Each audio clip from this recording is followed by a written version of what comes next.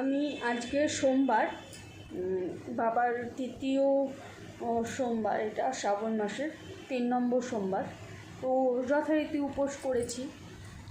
তো আমি কিছু বলতে চাই, মানে দুটো ভুল করেছি আমি 2025-এর, খুব বড় বড় ভুল।